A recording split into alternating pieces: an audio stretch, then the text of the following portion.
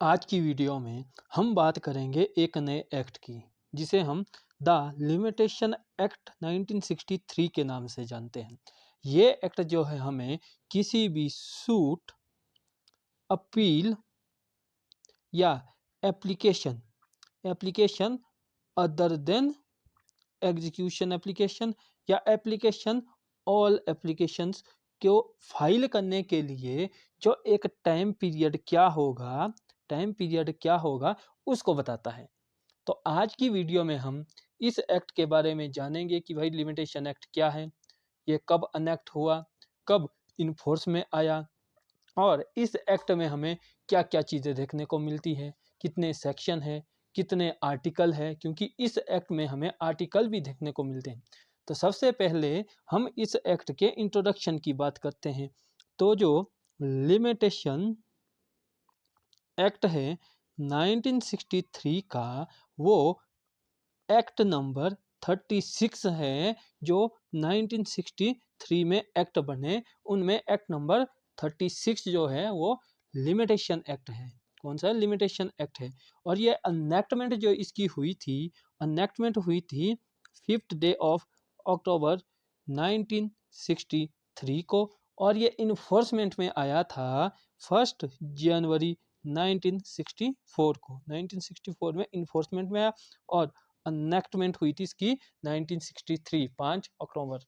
तो इसके बाद इस एक्ट में हमें क्या देखने को मिलता है? ये एक्ट जो है हमें क्या बताता है? Time limit. टाइम लिमिट बताता है किस चीज़ के लिए? किसी भी सूट को फाइल करने के लिए, किसी भी अपील, रिव्यू, रिवीजन को फाइल करने के लिए और किसी भी एप्लीकेशन को फाइल करने के लिए। मेनली ये लिमिटेशन बताता है सूट, अपील और एप्लीकेशन, SAA शॉर्ट फॉर्म में SAA, सूट, अपील और एप्लीकेशन को फाइल करने के लिए क्या टाइम पीरियड होगा, ये हमें लिमिटेशन एक्ट बताता है। अब जो लिमिटेशन एक्ट है इसमें हमें क्या देखने को मिलता है? लिमिटेशन एक्ट में टोटल जो है हमें लिमिटेशन एक्ट में हमें टोटल जो है 30 सेक्शन देखने को मिलते हैं। कितने सेक्शन? 30 का 32 सेक्शन जो है वो लिमिटेशन एक्ट में देखने को मिलते हैं। साथ ही साथ इसके साथ जो है हमें 137 जो है वो आर्टिकल भी देखने को मिलते हैं इस एक्ट में। अब जो ये 137 आर्टिकल है ये क्या बताते हैं? 137 जो आर्टिकल है ये हमें अलग अलग टाइम पीरियड बताते हैं कि भाई किस सूट को या किस अपील को या किस एप्लीकेशन को फाइल करने के लिए हमारे पास कितना जो है वो टाइम पीरियड है। तो लिमिटेशन एक्ट की अगर हम हिस्ट्री की बात करें तो सबसे पहले 1793 1793 में एक रेजोल्यूशन पास किया था। किसने? ईस्ट इंडिया कंपनी, या आप बोल सकते हैं कि अंग्रेजों ने एक रेजोल्यूशन पास किया था। किसके रिगार्डिंग? कि भाई टाइम पीरियड होना चाहिए किसी भी सूट, अपील या एप्लीकेशन को फाइल करने के लिए। इसके लिए सबसे पहले 1793 में 1793 में एक रेजोल्यूशन पास किया गया। ठीक है, जिसके बाद वो रेजोल्यूशन काम में नहीं आया। उसके बाद इन्होंने 1859 को पास किया। उसके बाद अगला जो है 1862 को पास किया। उसके बाद जो अगला था 1862 के बाद 1871 और लास्ट 1877 जो है वो जो है इनको लिमिटेशन एक्ट के जो रेजोल्यूशन है उनको पास किया गया। किस लिए? Limitation, law of limitation. और लिमिटेशन बनाने के लिए किसी भी सूट, अपील और एप्लीकेशन को फाइल करने के लिए, या कोई पर्सन कितने टाइम तक कोर्ट के अंदर जा सकता है अपने राइट को क्लेम करने के लिए, अपने डैमेजेस को क्लेम करने के लिए, उसके लिए इन्होंने एक लिमिटेशन पीरियड बनाया। जो ये 1871 और उसके बाद 1877 का एक्ट था, उसी को आगे जो अमेंड करके बना 1908 का एक्ट लिमिटेशन का।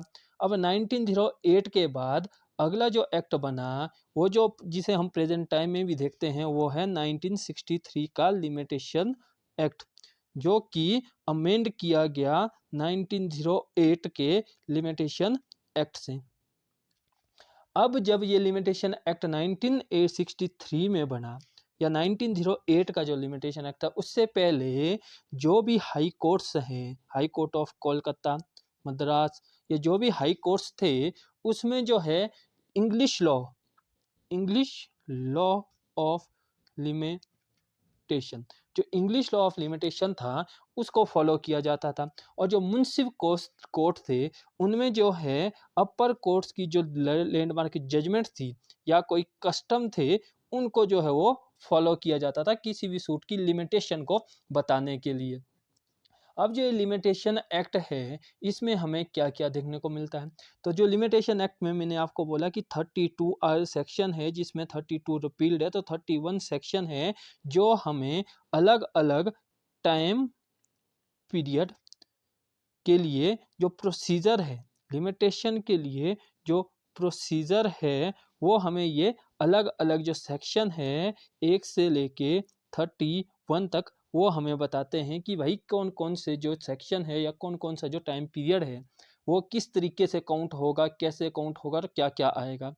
तो अगर सबसे पहले जो है मेन जो इसमें सेक्शन है सेक्शन 3 जो क्लियरली बोलता है कि कोई भी सूट जो आफ्टर लिमिटेशन पीरियड फाइल किया जाता है वो 12 है, मतलब आप उसको फाइल नहीं कर सकते। लेकिन सेक्शन 4 से लेके 12 तक हमें एक्सेप्शन और 12 से लेके 23 तक हमें एक्सक्लूजन, 24 तक हमें एक्सक्लूजन देखने को मिलते हैं जिसमें हमें बताते हैं कि जो हमारा टाइम पीरियड है, जो लिमिटेशन है वो कब स्टार्ट होगा, कब रुकेगा और कब कितना किसको मिलेगा। इसके बाद हमें ईजमेंट्री राइट देखने को मिलते हैं सेक्शन 25 और 26 में। और उसके बाद हमें जो सेक्शन 27 है वो बात करता है कि भाई आपका जो है राइट भी ख़त्म हो जाता है, आपकी रेमेडी तो ख़त्म होती ही है, साथ में आपका जो राइट है वो भी ख़त्म हो जाता है किसी सूट को फाइल करने के लिए। वो कब होता है वो हम वीडियो में आगे जब ये सेक्शन 30 से 27 पढ़ेंगे तब देखेंगे।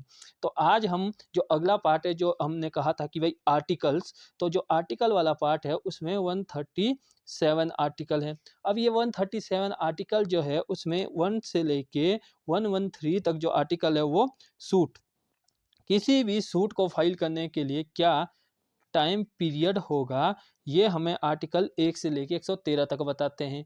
और किसी भी अपील को फाइल करने के लिए क्या टाइम पीरियड होगा वो 114 से 117 के जो आर्टिकल हैं वो हमें बताते हैं कि भाई किसी भी अपील को या कौन सी अपील जो है कितने टाइम में फाइल होगी।